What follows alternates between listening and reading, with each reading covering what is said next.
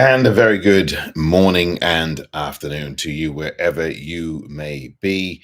Fellow Watford supporters, welcome to this brand new edition of the YOU ORNS Watford FC post match. The final score from the CBS Arena is Coventry City 3, Watford 1. And look, this is a result that I am not surprised at. I don't think anybody can claim to be surprised at the final scoreline. I thought Watford today had a lot of chances in the match. But I think that when the bottom line is said about this match, it was that Watford's defense was just nowhere to be seen, and mistakes were made that shouldn't have been made. And when you've got a young side, you're going to see a lot of this against the top of the table Coventry. That, to be fair, I don't think even were as good as I've seen them in previous games, but they did put us to the sword early in the game, and the bugaboo of early conceded goals was a big problem for us today.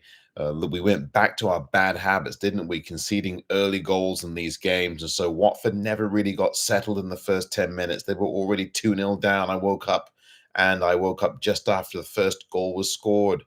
And the tail of the tape for us is that we didn't take our chances, and we had more chances than Coventry did in this whole game. And before I woke up, Rocco Vata should have put us 1-0 up. Saw the replay. There's no question about it. Vata's got to score there one-on-one. We've seen this happen a number of times this season with Watford players. Should have put that away.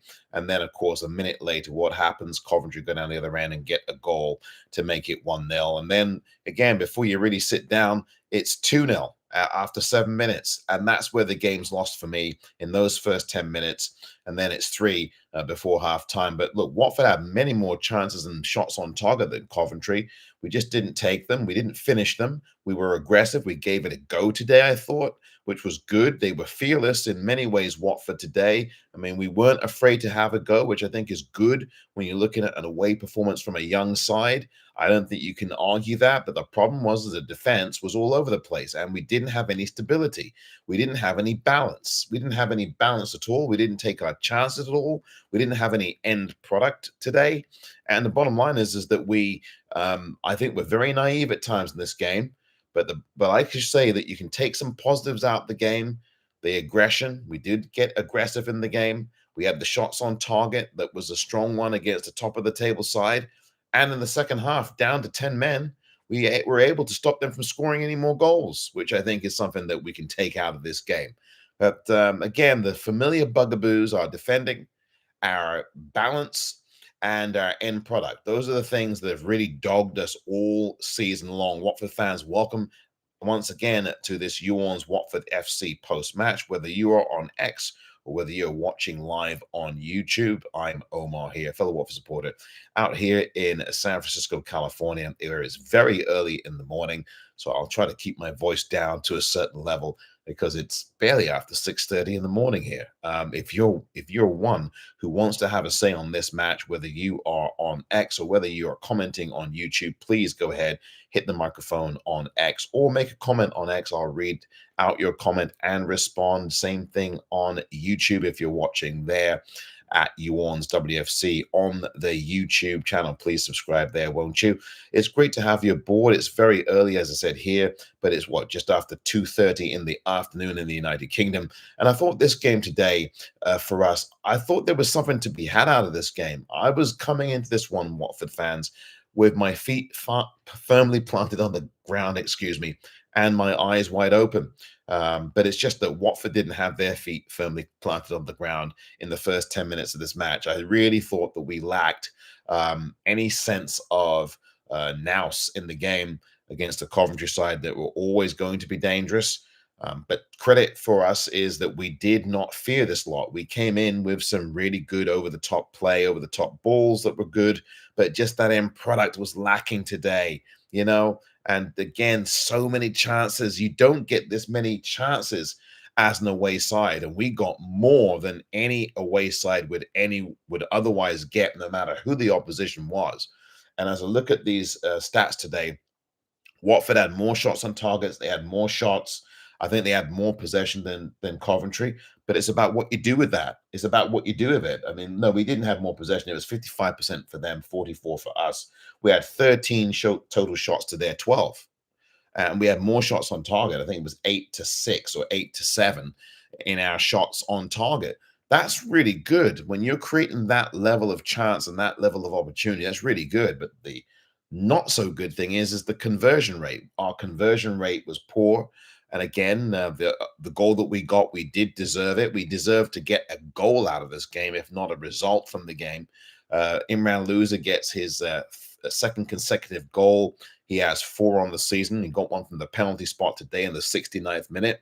And then when it's 3-0, you're thinking, and 3-1, you're thinking, all right, maybe, you know what, the next goal here, and we've got some kind of a chance.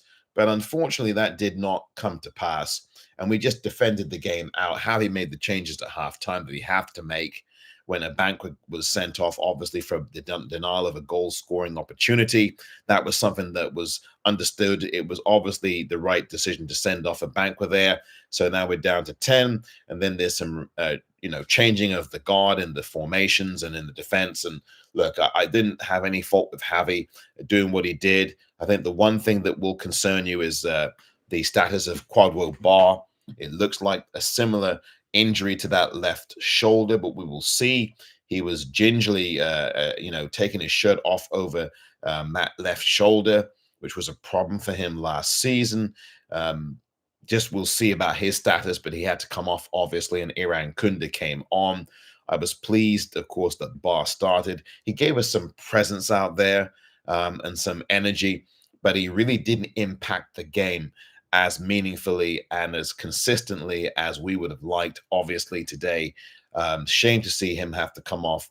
Looks like an injury to me to that left shoulder, but we will obviously find out more as the hours and days go on. Iran Kunda came on, provided some life. I would love to see them on the pitch together, but I can understand why Javi isn't doing that at present. He wants to see what can happen when you're bringing on one and then bringing on another. Iran Kunda, I thought, brought some life into the game, had 1 or 2 opportunities late, but really we collectively did not take the chances that we have. And as I said earlier, we got more chances than any away side would ordinarily get in any game, especially against a top of the table Coventry. I think that's what's really going to stick in my craw, even more than the defensive problems that we had today, is that we had so many chances against a side like this one, just didn't take them, just so disappointed about that. The defense was obviously a shambolic enterprise, and we've had problems with our defending all season. And even before Javi got here, obviously, we've had problems defensively for quite some time.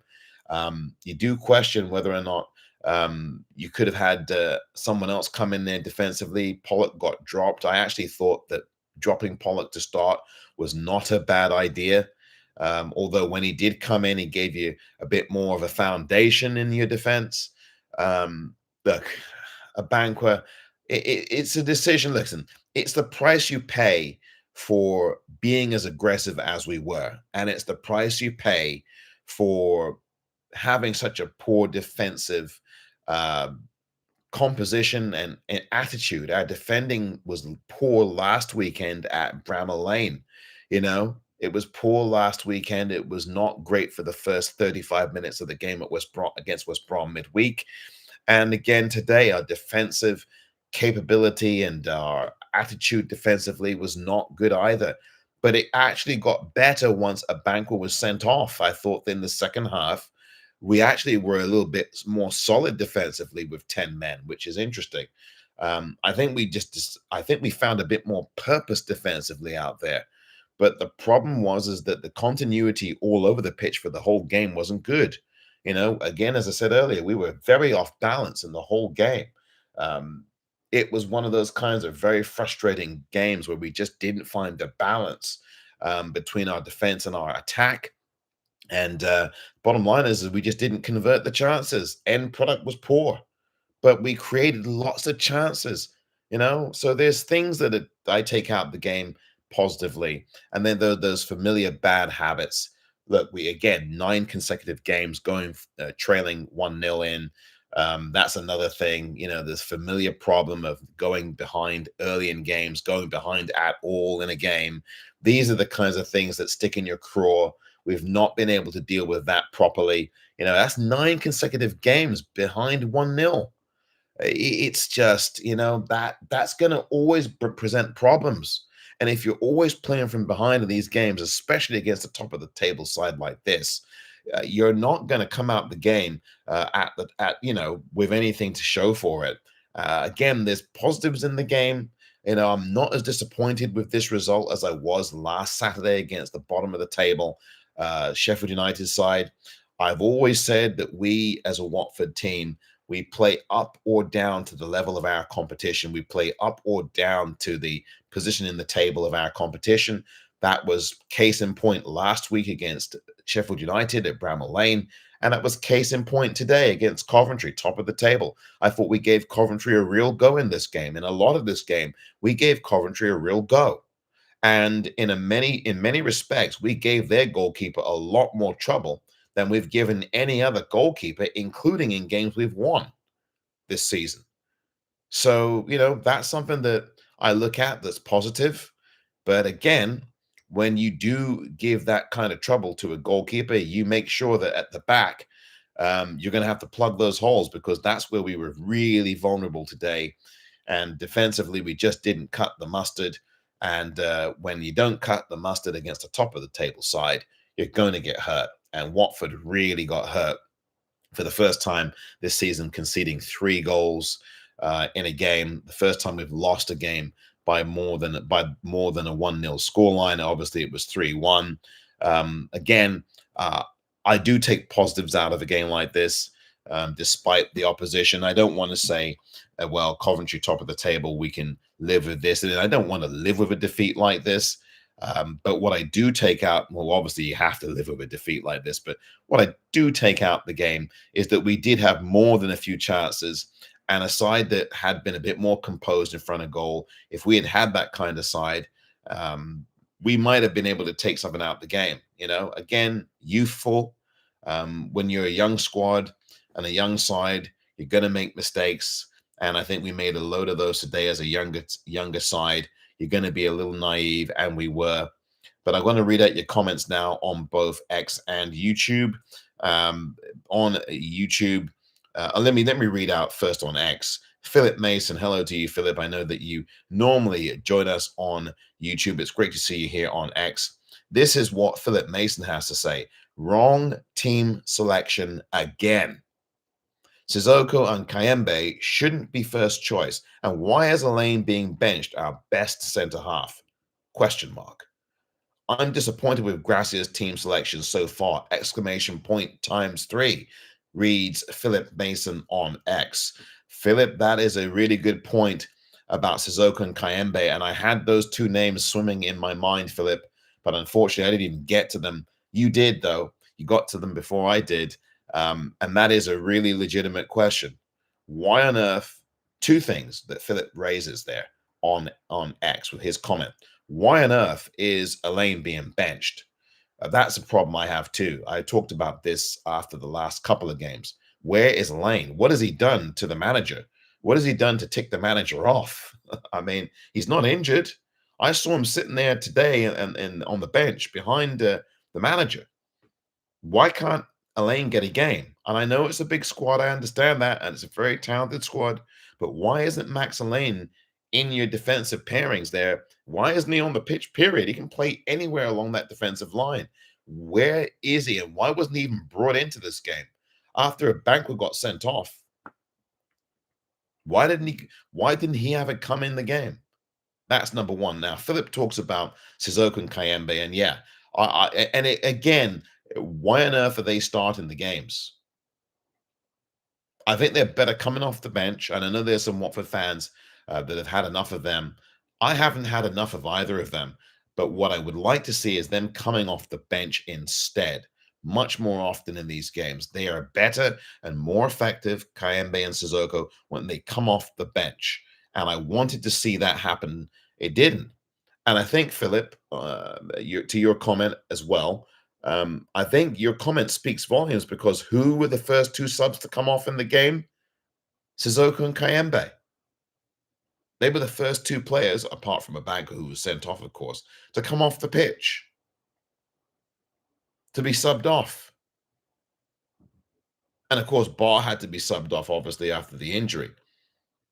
But I mean, I think, Philip, you're absolutely right. I mean, why on earth is Sissoko and why on earth is Kayembe? Why are they both starting these games? Um, I had no problem with most of the rest of that lineup, though, Philip, from my point of view. Um, but yeah, Sissoko and Kayembe, I agree with you on that one. Why on earth are those two starting the games? They got subbed off. They were the first two subs off. I mean, that vindicates what you, Philip, and what I and many other Watford supporters are thinking and saying is that why on earth did those two even get in the game? They were invisible in the game. Sissoko, what did he do? I didn't see him at all today. Did you see him? Did anybody see Sissoko anywhere? Did anybody see him on the pitch? I didn't see him on the pitch at all. I'm watching it from here, way over here in San Francisco. I didn't see him on the pitch. I didn't see him on the pitch at all with my own two eyes, and I didn't see the effect that he had on the game. I just think I think Javi got that wrong. That's pretty much it for me in terms of assessing where Javi went wrong. Was those two on the pitch and Elaine not starting and not being involved? If Elaine's not going to start, for goodness sakes, bring him on the pitch once that third goal went in. He should have been on the pitch. And once the Banquet got sent off, I understand you've got to make changes elsewhere, but one of the changes should have been made to bring Elaine on. I don't know why he wasn't. So that one's still perplexing. And I know, again, this is only Javi's third game in charge. So, again, as I've said, and I said this after the West Brom match, we're going to have to, and I know for some Watford fans, they're not going to be able to do this. We're not going to be able to do this, some of us, but we're going to have to be patient with Javi. And what he's trying to implement is going to take a few games to implement. I mean, it's going to frustrate some of us. It's going to be something that we're going to keep looking at this lineup and go, why is that one in? Why is this person in? How come that person's not in? We're going to be probably saying that for much of the season. We might end up in that situation. But even with the frustration around the starting lineups, and the failure to bring in certain players for me, again, Petri on not even in the squad in this one. He played pretty well on Wednesday night, not in the squad today. This is going to happen all season with certain players. Again, the Mendy's aren't in there. What's happened to Papi Mendy? My goodness, not even in the squad again.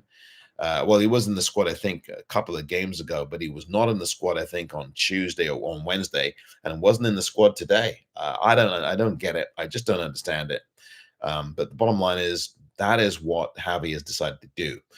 Philip, thanks for your comments. If you'd like to make more, anybody on X, please hit the request button or just do what Philip did, is just make your comment, and I will read your comment out here on You ORNS Watford FC post-match, where it finished. Watford, well, falling to their fifth defeat of the season. Coventry 3, Watford 1. I'll go to YouTube now and read out some comments there from Matt. Hello, Matt. Thank you very much indeed for your comments. I'll read those out now. Hey, Omar, says Matt on YouTube. When I saw Barr starting, I thought, great, he's starting. We've got a chance to use his pace. But like you said, I'd love to see both Barr and Iran Kunda start together to see what damage they can do. I'll be coming to you, Gino, Sell the Club, in just a moment, but I've got to finish reading out these comments before I do. From Matt on YouTube, instead of us, Matt continues, stinging Coventry today, they used our own stinger on us and stung us. And there's the laughing emoji from Matt. Yeah, I think that's a really, really good comment. We got stung by Coventry today. Got a little bit naive today, didn't we, Matt, against this Coventry side? There were some good moments in the game from us, but we didn't have any end product, didn't have any defending. And the way that the lineup was set up, yeah, it's a waste of time putting Sissoko in and putting Kayembe in to start these matches. They should not be starting the games. They should be coming off the bench. Sissoko came off the bench, I thought, to decent effect late on in the game on Wednesday night. I thought that's where Sissoko should have been today. You don't start Sissoko in these games, not against Coventry. And I understand Javi's probably looking for leadership. But I mean, gee whiz, I mean, Sissoko's been really poor this season. You know, I used to really give him a bit of a break, but you can't hide him. He's not been effective. Bring him off the bench if at all. I mean, that's my take on Sissoko. Matt says finally, yes, Sissoko is a leader type of player, but at his age, he needs to start coming off the bench and be one of them players, those players who helps the team out to control the game in the last few minutes. Yeah, 100%, Matt. I agree with you on all those counts today. Bar and Iran Kunda have to start together in these games. But now that Bar's injured, God knows. God knows. Anyway, Gino, thanks for being patient. Gino Sell the Club has come on board here on X, and we're going to hear from him right now. Gino Sell the Club, welcome to this brand new edition of the You ORNS Watford FC post-match.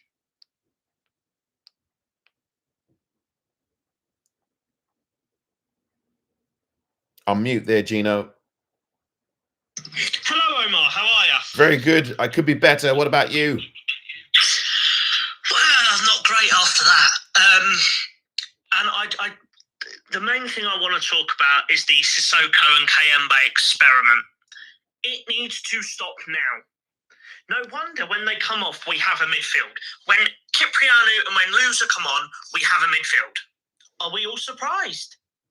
And I plead to all Watford fans out there on Saturday against Middlesbrough, if they start or if they play any part in proceedings, we boo them every time they get the ball. They should not, they are a sham to this football club. And the other indictment on today is Mogi Bayat, because I don't think that's a Javi team. I don't think the team that started Javi picked with Sissoko and Kayembe. That's a Mogi Bayat interfering team. Because people don't realise the effect that Mogi Bayat has on the 11s. What you have to remember is he's telling Javi to do this because as soon as one of his players play, he gets a payout. So they think, oh yeah, money, money, money. Well, fuck off, Mogi, fuck off, Gino, and fuck off, Scott Duxbury. Get out of my football club because they don't belong with us. They don't belong in the project that is Watford Football Club. We demand success. Yeah, we may be Watford, we may be a small town, but we demand success. Even if that's just, playoffs in the Championship, we demand it because that's what this football club deserves. And if we as fans have to put up with Sissoko, Kayembe, Mogi Bayat, Jeremy Ngakia for much longer, then this club is gone and we are screwed. And we're going to end up in a situation like Sheffield Wednesday. And I just want to say quickly, congratulations to their fans for, getting rid of Dejan Chansiri. I wish Watford fans could do that, but that's never going to happen. Anyway, thank you for having me on, Omar. You're welcome, Gino. Thank you very much indeed. Really appreciate it. Always. Take care now. Gino Sell the Club with some passionate comments and understandable comments. I agree with some of what Gino Sell the Club had to say about the assessments with the side. I think Jeremy Ngakia, however, I think is a player who, despite being injured, has shown you some glimpses and some promise. He did against Oxford. I still think he's a solid player, but basically Gino, I mean, a lot of what Gino said there, I can't complain about too much at all, put it this way, I don't know about the payouts, but I'll tell you this, Sissoko and Kayembe need to be dropped. I've said this many times now. I think I've had quite enough of them starting these games, so I can go with that comment. Gino Sell the Club has a right to the view he has. Again, I may not agree with the payout thing. The bottom line is there's other things that Gino Sell the Club has to say that I can't disagree with. I really can't. And listen, the frustration's there. There's a lot of us as Watford supporters who want to see a change with the ownership. The reality is, though, is that's not going to happen anytime soon. And I was impressed with what those Sheffield Wednesday fans have done. And that statement, by the way, that Sheffield United social media put out yesterday, I think was a really good one.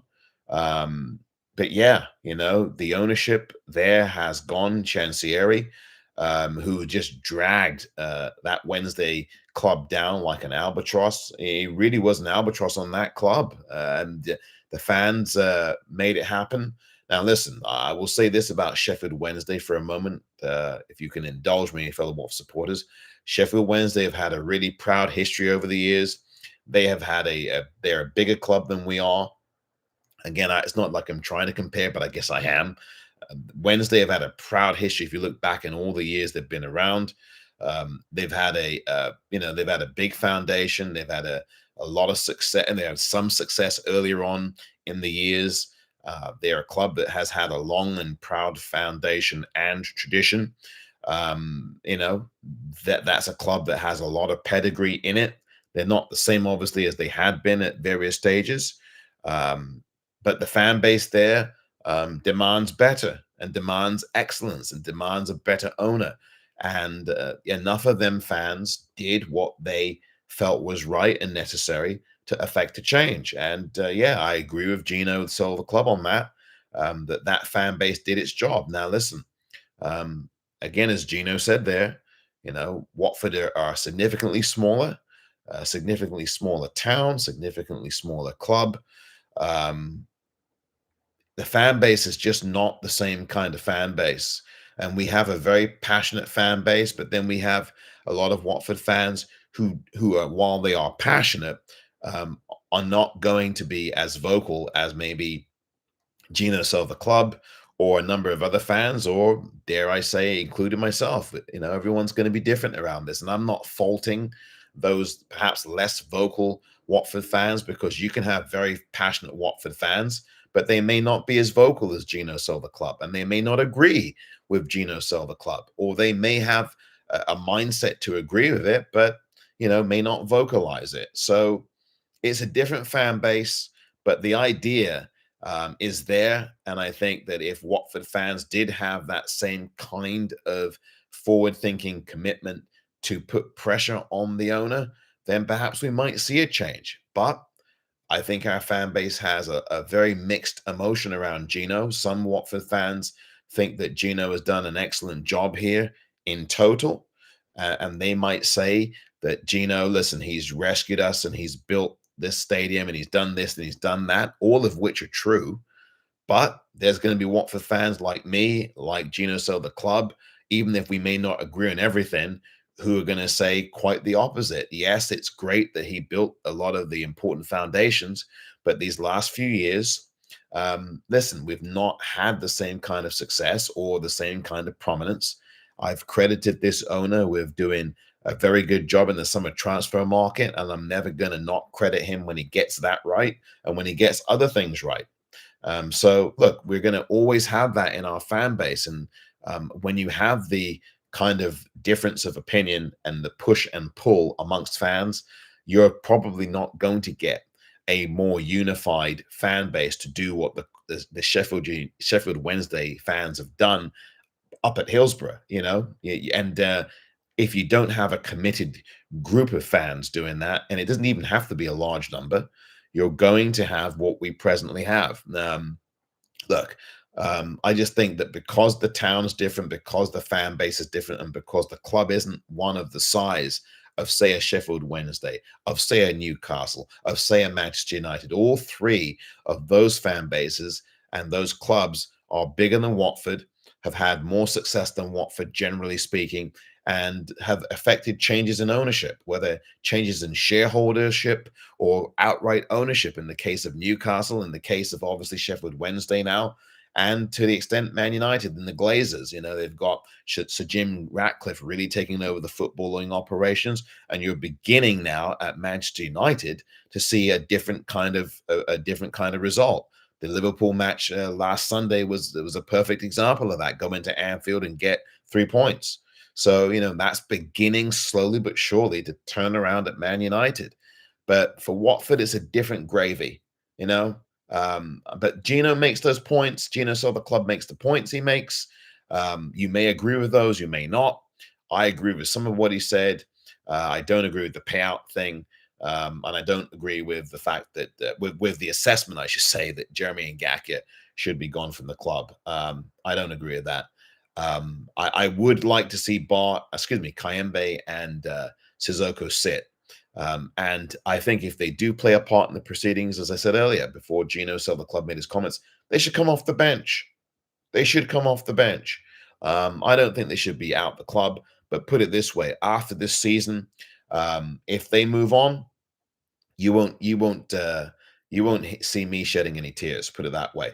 I think they've had better days, and I think that Javi's got to look at that, and he's got to stop putting them in the starting lineup. Coming off the bench, I've got no problem with Kayembe or Sissoko coming off the bench late. But again, as I said earlier, you really can do better in a starting lineup than Sissoko and Kayembe. Why not start Ince then? Why not start Ince? I mean, because Ince came on in the 85th minute or whenever that was. Start Ince in the game. I'd rather you start Ince than Kayembe or Sissoko. I mean, really, Tom Ince to me is listen, he's useful. He was good on Wednesday night. Why don't you start Ince in the game then? That's just my view. Again, I'm going to give Javi a chance. I'm going to give him a chance because, again, he's come back in here. It's a younger squad than he had before. He's still trying to work his way around. He is trying to carve out an identity, which at least I can begin to see. It's still going to take some time. The lineup is as good as a squad as we've got.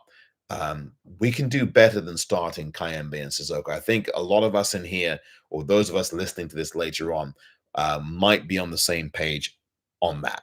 Let me read out the other comments that you might have put forth today. And there is one more on X that I can read out from Dan. Thank you, Dan, for making the comment. Tough one to take. Minimal margins today, with a scrunchy-faced emoji to go with it, I guess that is. Or a smile, I don't know what that is, bearing the teeth emoji there from Dan. Dan, thank you for your comment on X. Yeah, it was a tough one to take today. I come out of this one bittersweet, Dan. The bitter is that we just didn't have end product when it really counted, and our defense was askance. You may have we had the defense stuck on planet Jupiter today, as far as I'm concerned. Our balance was way off in this match. In fact, our balance on both sides of the ball was just so different. But again, our end product was so poor. And I don't think it's because we're a younger side. We just didn't take the chances. This has happened so many times, whether we're a younger side, whether we're an older side. We just did not properly execute on the end product, and we created more chances than Coventry. And the sweet is exactly that. We created more chances on an away ground against the top of the table side. And arguably, I think this is a stronger and more aggressive away performance as we've had this season. We were much more aggressive than Coventry at points in this match after their 2 goals. We were much more aggressive away from home. And we were not afraid of this Coventry side. I think those are the sweet aspects of the bittersweet. The problem is that our defense was all over the place. And when you go forward as bravely and as boldly as we did in much of this game, you're going to leave gaps. You're going to leave gaps. And when you leave gaps, your defending has to be better. Your defending has to be less naive. And of course, you're going to be vulnerable. So when you add all those things together, I'm not surprised at the result. It's a tough result, but I'm not surprised by it, Dan. And I'm not saying that you are. I know that you're probably not surprised at it either. But I do take away some positives. And there are times this season that I've taken away more positives in a defeat than I have in a victory. And I think this is one of them. This is one of those times where I can take more positives from this game, from a younger side, from a naive side, from a side that, again, has its defensive vulnerabilities all over the place. Our end product wasn't good. Some of our passing today was not good enough. We had some good over-the-top play, I thought. Doumbia, I thought, was lively and aggressive. I didn't like Doumbia coming off. I understand why the change was made, though, because you want to switch things up. with having Semedo in there and bring some freshness to the attack and bringing in Iran Kunda. But I didn't want to see Dumbia come off. Always aggressive, is always forward thinking. Vata always forward thinking. Keep Vata starting these games. I had no problem with Dumbia starting the game. I like him to keep starting. Luca is going to have to fight for his place, and he'll probably have a chance against Middlesbrough next time up. But I think that Luca's going to have to fight for his place. It wouldn't shock me if Luca started next weekend against Middlesbrough or next time out against Middlesbrough. But I like the look of Dumbia. I'm going to take some positives out of the game. I'm going to. Despite some of the shortcomings, and a lot of them we had today, we were much more aggressive, much more forward thinking. We had more shots on target and more shots than Coventry. I mean, that's the no fear attitude. I like the fact that we had no fear out there. We paid a price. We did. We're going to learn from a game like this. 3-1 defeat, heaviest defeat of the season. But I think in context, a good learning lesson. I really think that this is a learning lesson for us. A lot of these games for a younger side like this one are going to be learning lessons. A lot of these lads didn't play in the championship last season, didn't play in any English football last season, a lot of these lads. I think only Hector Cipriano and one or two others, obviously, other than the core of players, hadn't played in the championship at all. I mean, the only Hector and maybe a few others, the core, had played in the championship last season, or at least played in English football, because, of course, Cipriano came out from Peterborough. So, there's a few that have played, but many of these players, Mark Bowler didn't play in the best of my memory in the championship last season. Certainly, Iran Kunda didn't, right? And, there's one or two others who didn't. So, look, there are some positives. I'm not gonna be too down on this team. I'm gonna even cut the owner some slack, because the owner has done what he's done. That's why I disagree with Gino. I respect Gino Sell the Club's opinion. He's always welcome to have a say here.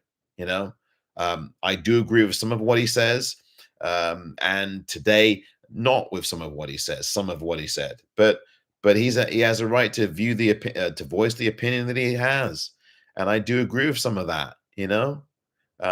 Yeah, we need to be more aggressive as fans in some ways when things don't go right, of the ownership. But we're just not like that. It's a different culture, a different town, and I'm not knocking it. I love Watford. I love the town of Watford, and every time I get a chance to go back and visit to my old stomping grounds, or not far from my old stomping grounds, I definitely spend a lot of time in the town of Watford.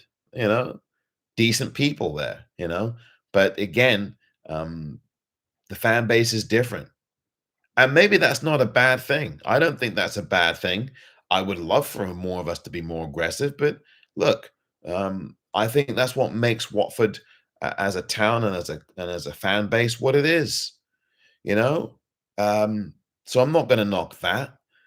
It's just that, look, I do. Again, I want to repeat this. I know I'm a broken vinyl record at times, but there's a lot of positives to take out the game, despite my misgivings about bringing in and starting the likes of I almost said loser, starting the likes of a Kayembe or a Sissoko.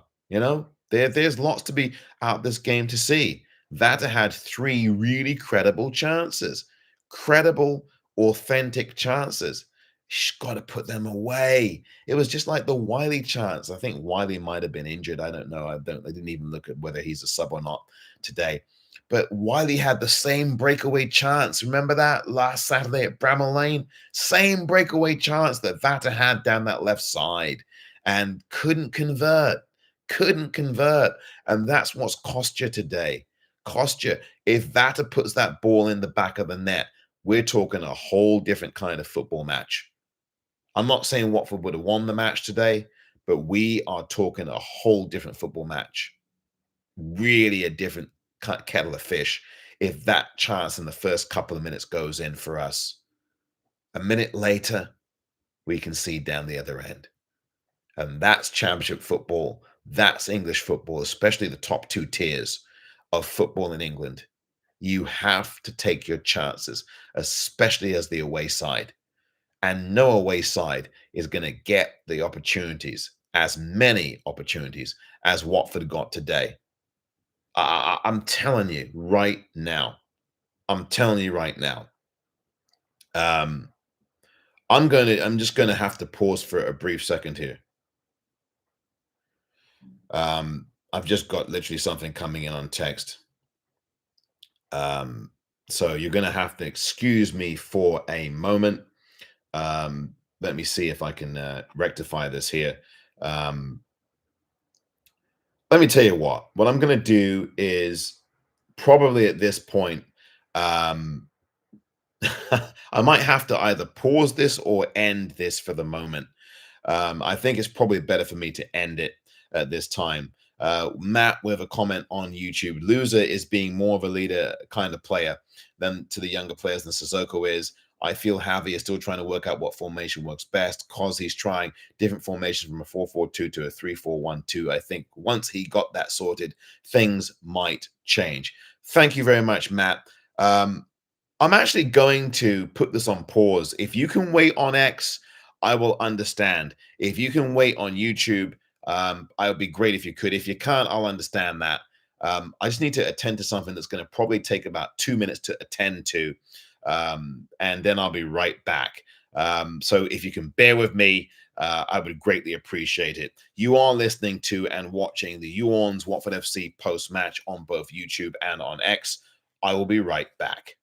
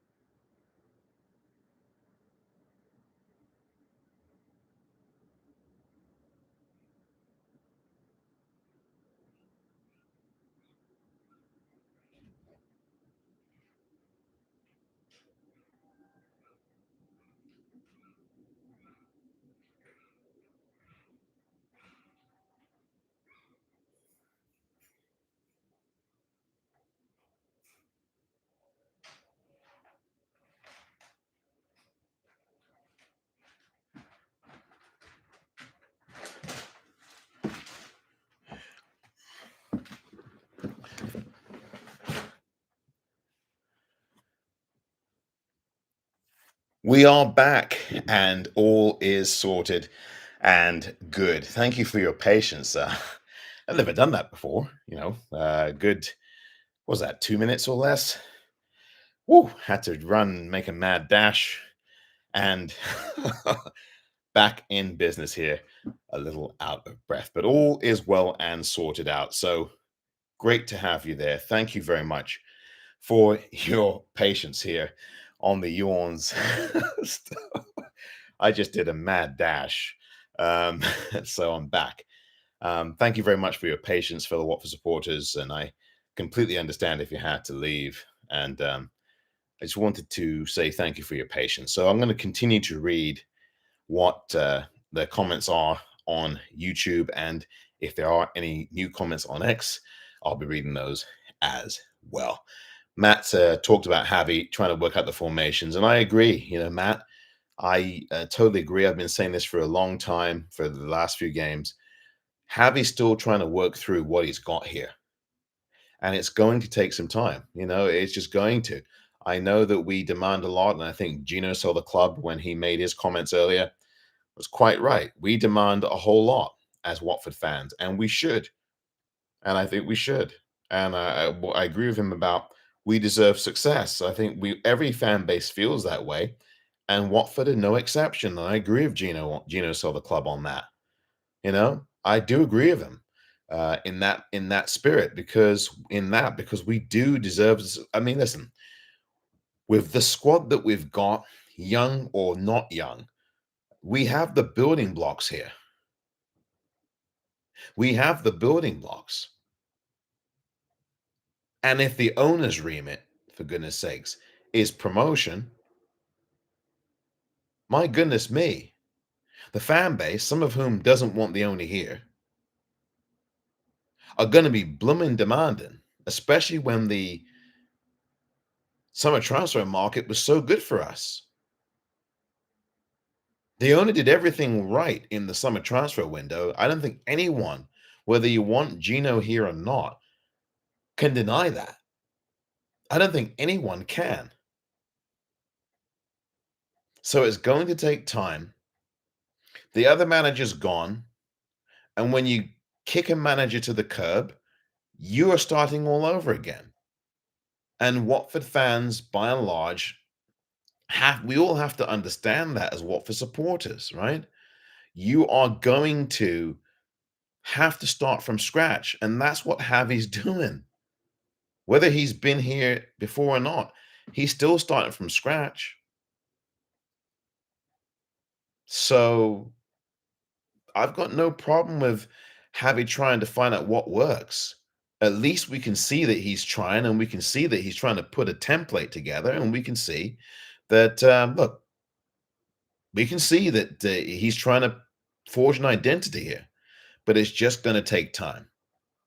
We might have a problem with some of the lineups, but it's just going to take time. And there's going to be a lot of changes throughout the season with a squad like this.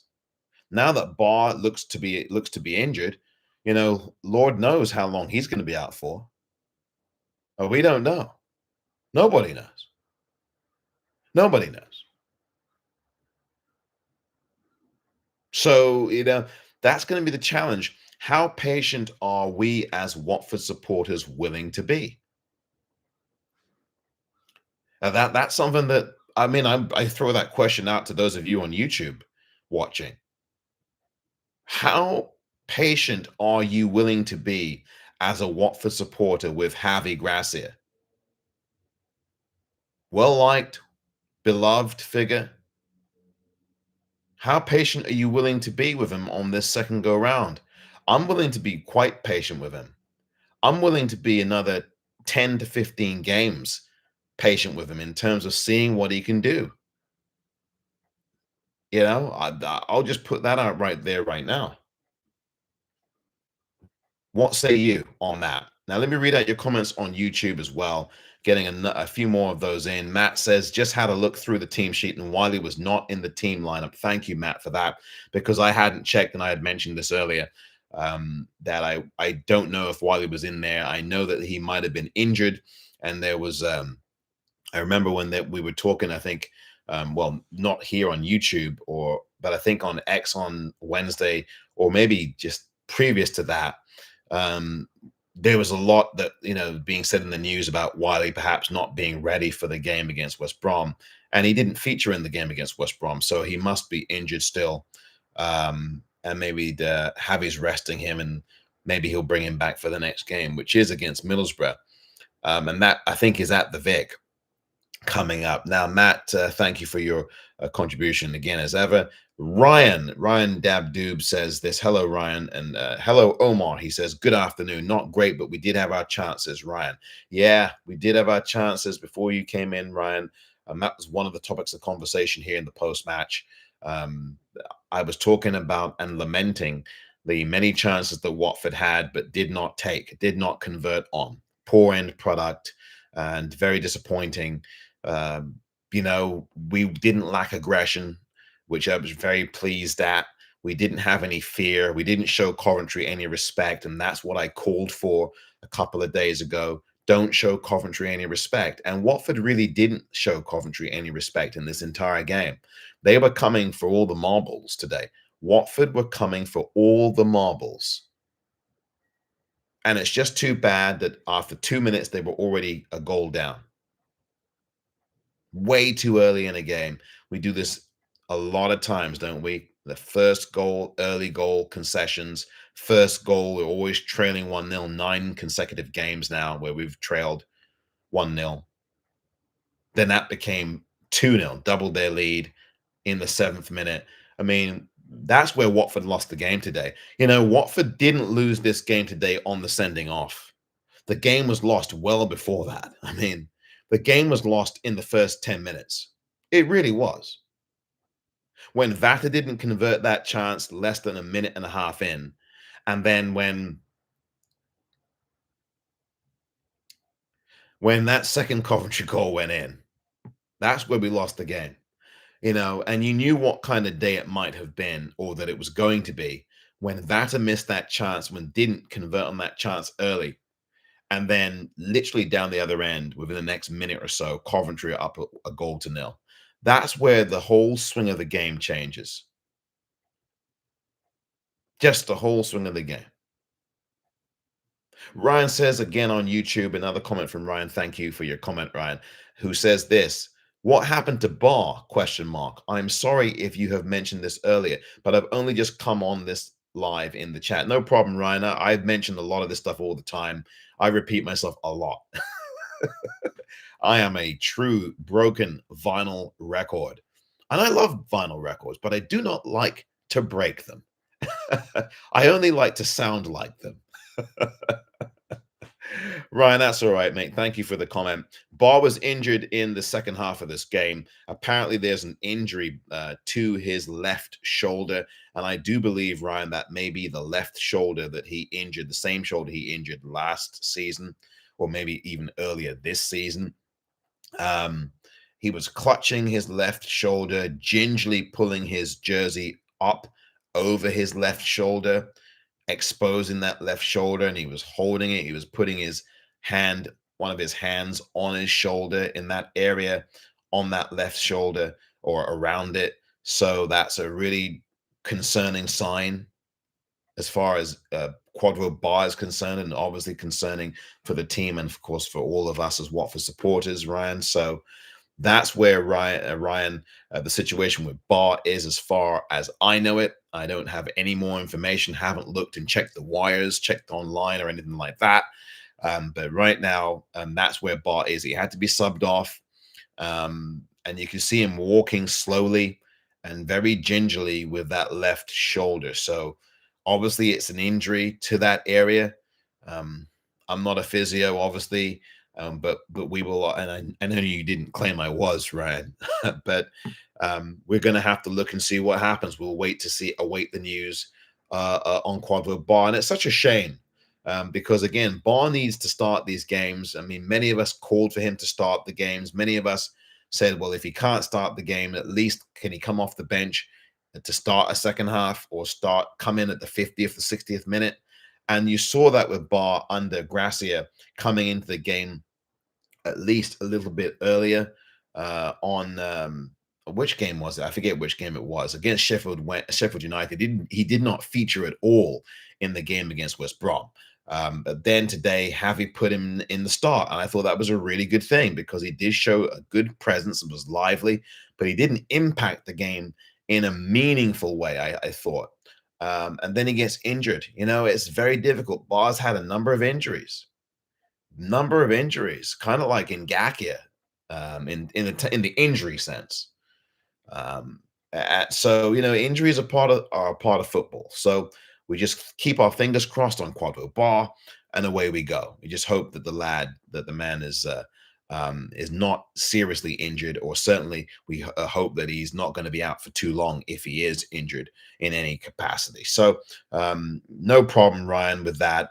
It's all right. I always know that people are going to come in a little bit later on these chats or on these lives. And so I do repeat myself also for that reason as well. Ryan continues on. Also, Vata needs to take his chances in the goal, because this could have been a 3-4 win. It could have been anything, Ryan. Absolutely. As I remarked, perhaps maybe just after you made that comment, or if not just before it, Vata had a host of chances in this game. He had three. Really, I think I did say this quite a bit before you made your comment, Ryan, and which is all right. I had said earlier that Rocco Vata had three credible, authentic chances in this match. Three credible, authentic chances in this match, and he didn't convert on any of them. And this is a Rocco Vata who I thought was terrific on Wednesday against West Brom. He was very good against Portsmouth when he came in. Remember that, when he came in the 35th minute, scored a goal and assisted on a goal. Rocco Vata needs to keep his starting place. I don't think there's going to be too many fellow Watford supporters who disagree with me on that. I don't think so. But one thing that Ryan says there, he's got to take them chances. Oh my goodness, he's got to take those kinds of chances. He scored. Listen, he scored against West Brom. I can't forget that. A great knee slide to go with it. His knee slide was as good as the goal was. But Rocco Vata today had a host of chances. I'm not criticizing him, except to say that he'll learn. He has to take them chances. He has to take those chances. I mean, man, oh man, that was just incredible. That first one, because I woke up literally after the first Coventry, literally a few seconds after the first Coventry goal had been scored. Of course, the time difference here. And I like to get up early, but for some reason, I got up just a little bit later. I mean, I don't know, because I'm normally up before that time in the morning, but woke up just 3 minutes, just literally 3.5 minutes in. And that was when the goal was scored. And I saw, oh my God, 3 minutes, 1-0, And then, saw the replay of Vata's chance that he missed. And then 4 minutes later, it's 2-0. So there you go. Ryan continues on. May I get your opinion on when the Coventry fans were booing him and giving abuse? According to what Three Counties Radio said, Coventry fans were not pleased. ? The game stopped. Thoughts on that? Ryan, thanks for asking that one, because I didn't even address that before you came in. Did not address that at all. And I thought Coventry fans were classless. I think that they perceived that Barr was somehow trying to delay the game and affect a change in the game and in the change of the momentum. And I think if Coventry fans, or if any Coventry fan was thinking that, they were talking a bunch of nonsense. And that's classless from them, Coventry. I'm not saying every Coventry fan booed, but them fans were very audible who did. And I thought they were classless doing that. Your team's top of the table. Relax, okay? Relax. The team's top of the table after 12 contests. Relax. You're up 3-0 at that point. I think it was 2-0 or 3-0. It was 3-0 at that point. And now they're booing Quado Barr, who's injured, clearly on the ground. He was on the ground for a good 3 or 4 minutes, which is why they had a 6 minutes injury time at the end of the game. He was down on the ground for 3+ minutes. Give him a break, Coventry fans, for God's sakes. My goodness me. That's a serious injury. It looks like a pretty blooming serious injury if he's gingerly getting up and walking slowly and holding that left shoulder. Gingerly. Could have dislocated it for all we know. Could have done some damage to it for all we know in other respects. So, again, a failure for Coventry fans or other fans to understand when a player's really injured. I mean, I understand there are players that go down and they milk it and make a meal of it, but this was not one of them occasions. And of course, if it was your team, You would absolutely not want somebody booing your player being hurt and booing when your player gets up and gingerly is walking off the pitch. That just shows a lack of class, and it also shows a bit of arrogance. And I don't know Coventry fans to be like that generally. I've gone up. I remember the days of Highfield Road many years ago. Coventry fans weren't behaving like that. I mean, they beat us 3-1 that day as well, by the way, many moons ago. So I don't understand that at all. I have no, put it this way, Ryan, that's just a lack of class from them fans. I'm not saying that they've got to get up there and go, "Oh, Quadwa, we love you." I'm not saying Coventry fans have to do that because, of course, they're not going to do that.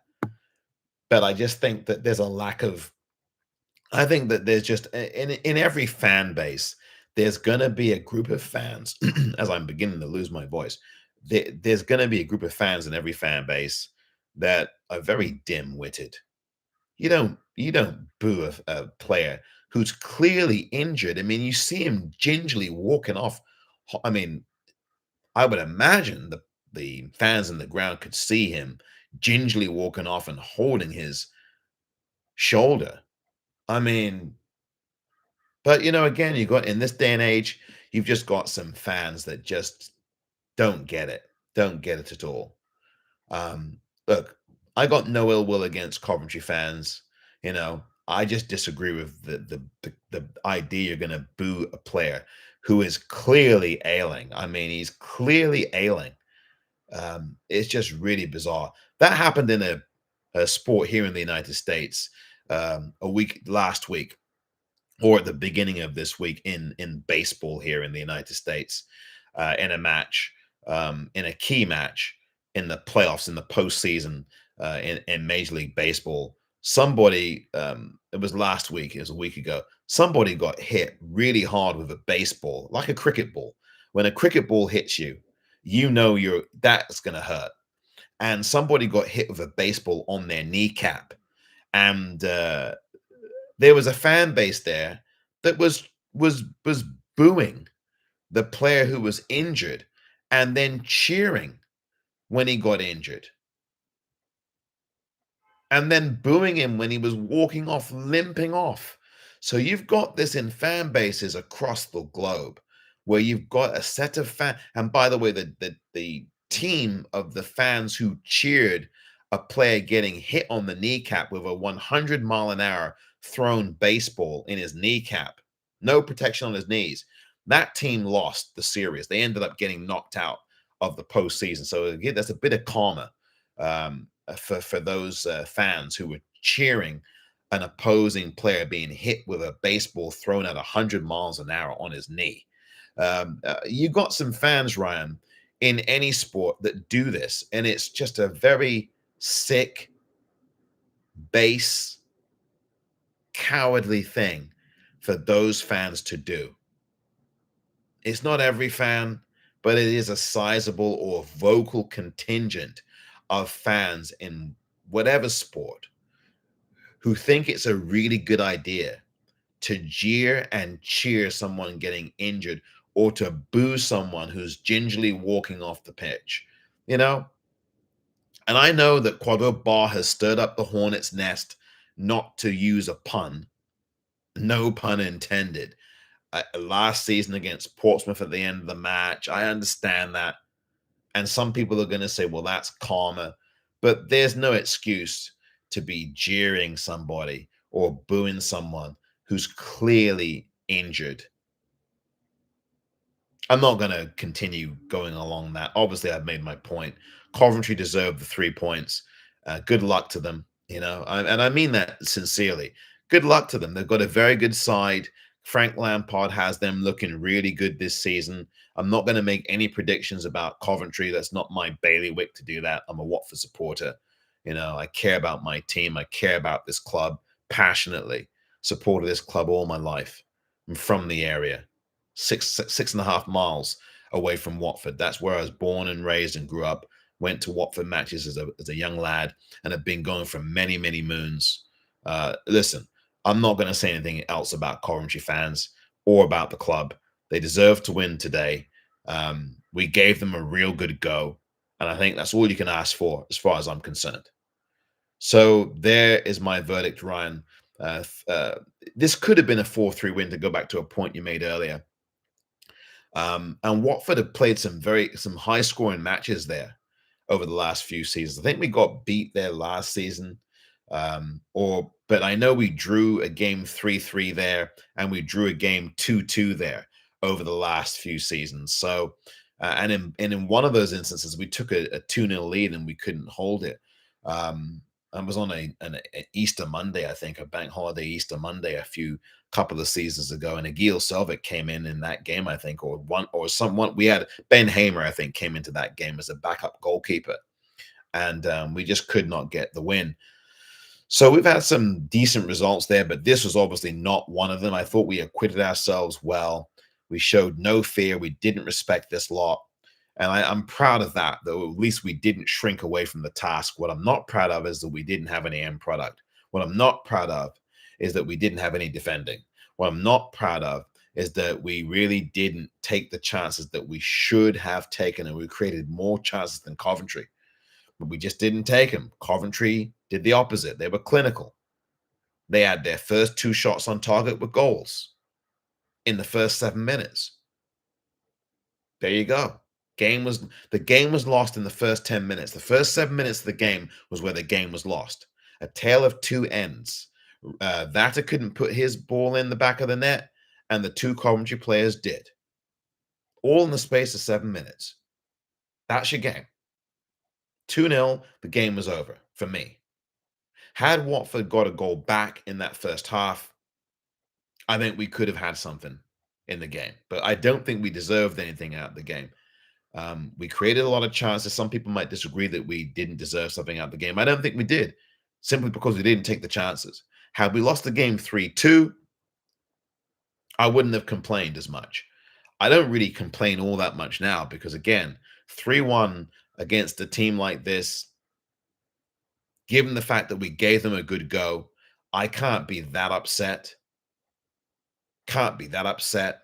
Yeah, the lineups, I look at the lineup a little bit funny, as I've said before, but I can't be that upset with a 3-1 defeat, given the fact that we did give them a go, despite the defensive problems we have, despite even the poor end product. We did give this lot a go, and we showed their vulnerabilities. Excuse me. Coventry were vulnerable at times in this game because of us, because we made them vulnerable. We made them nervy. And that goalkeeper had to make a host of saves in this game. And that's something that we can build on. I'm going to Ipswich away on Tuesday, the 4th of November, just before Bonfire Day, just before Guy Fawkes night. Ryan, all right there, Ryan. I hope we can win, Ryan continues, against them, as the last time I went to Portman Road 2 seasons ago, Watford got a 0-0 draw. I remember that game famously, Ryan. And when you do go, travel safely to Ipswich, to Suffolk there, in the Anglias, if you will. Travel safe as you go north and east, or wherever you're coming from, Ryan. I can't assume that you're in the town of Watford. You could be somewhere else in the United Kingdom, or so travel safe when you go to that game in about 10 days time at Portman Road. And I do remember that 0-0 game from a couple of seasons ago. That's when Wesley Hook was still in the team, and Kayembe had a shot at goal right at the end. I'm sure you remember that, Ryan, because I still remember that. He had a shot from a million miles out that almost went in, and the goalkeeper had to actually make a save.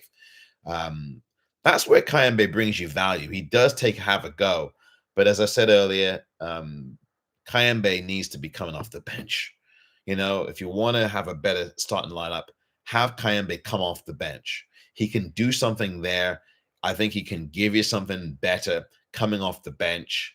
He's a lot sharper coming off the bench at this day and age. Same with Sissoko, But yeah, I do remember that at Portman Road, 0-0 draw. We were the only team, I think, that season to keep Ipswich scoreless at their place. And of course, that was the season that Ipswich went up to the Premier League. So, but Ipswich are now back in the championship with us. But yeah, Ryan, thank you for that comment as well. I missed that from earlier. Matt says next 3 games are Middlesbrough at home, Saturday 3 p.m. kickoff.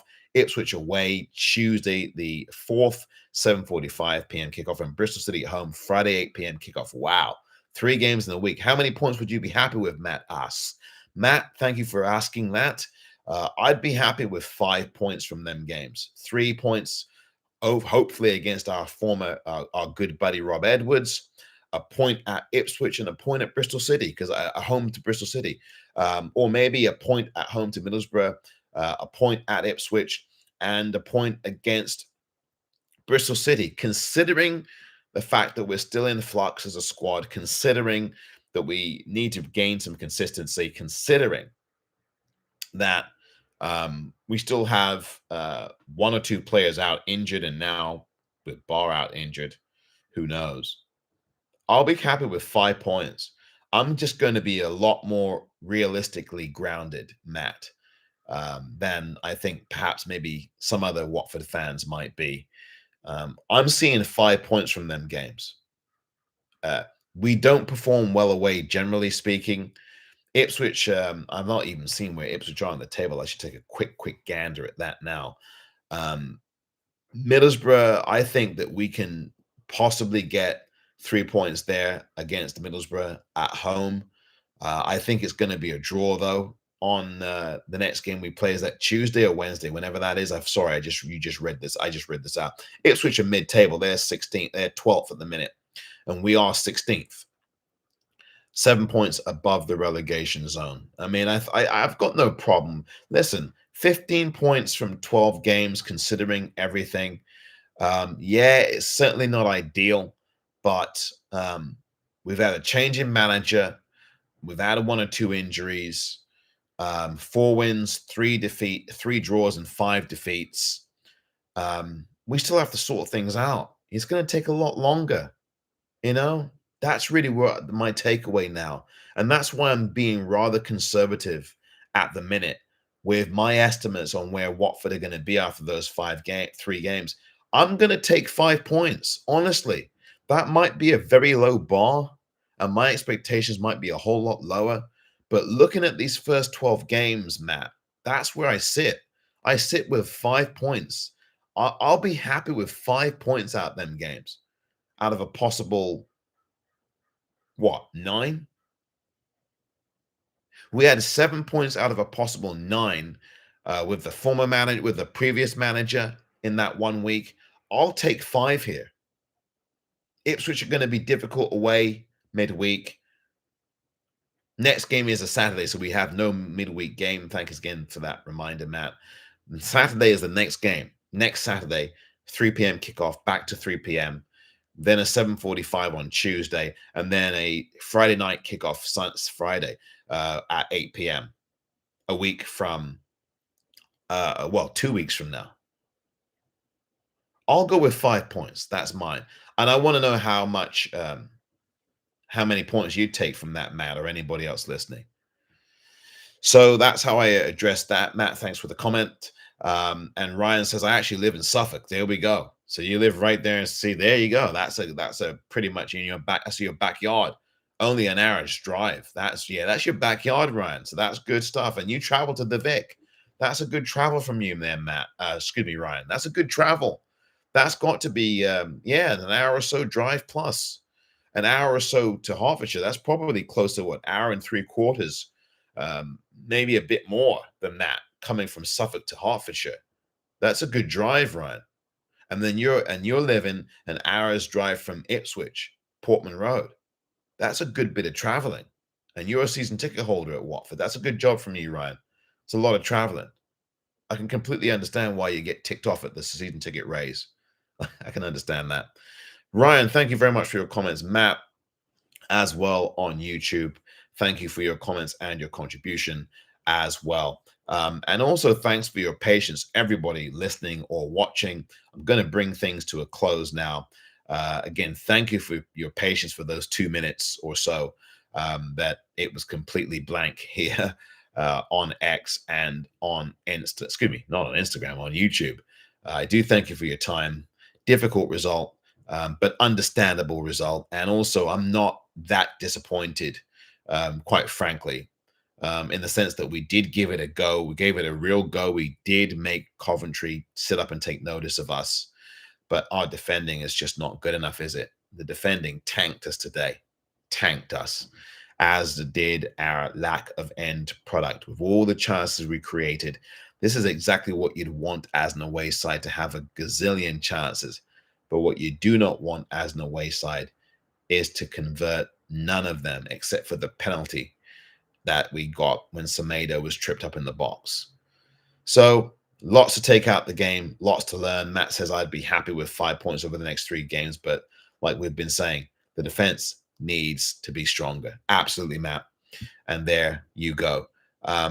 In this one, look, no fan comments from the game. I guess the the You ORNS Watford FC fan comment of the game is going to be Ryan, who said, I actually live in Suffolk, only 1 hour drive to Ipswich from Portman Road. Considering that Ryan is a season ticket holder for Watford and he lives in Suffolk, that's quite a travel. It's about 1 hour and 3/4, something like that, off the top of my head, I think, to go from Suffolk, wherever you are in Suffolk, coming down to Hertfordshire. That's quite a drive. That's about hour and 3/4, hour and a half or so, maybe. It's a decent drive. From Watford to Coventry is just under 2 hours. So good job. That is the You ORNS Watford FC fan comment of the game from Ryan there, talking about where he lives in Suffolk. Season ticket holder for Watford, and he having to drive to Portman Road. It's only an hour for him there, but then to drive from where he is in Suffolk down to the Vic, yeah, that's a lot more than an hour.